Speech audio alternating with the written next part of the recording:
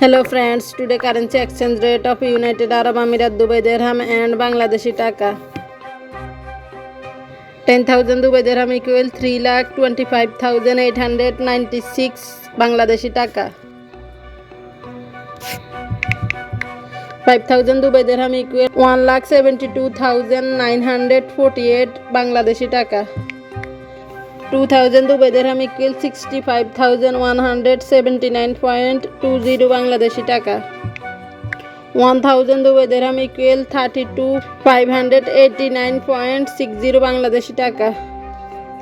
500 Dubai Dirham equal 16,294.80 Bangladeshi Taka.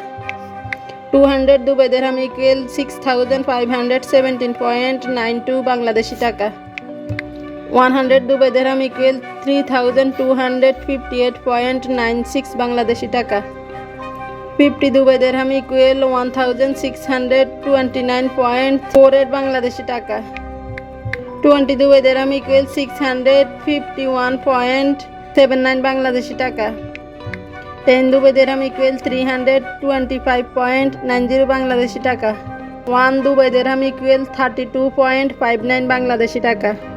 If you like this video, please subscribe my YouTube channel and watch my another video.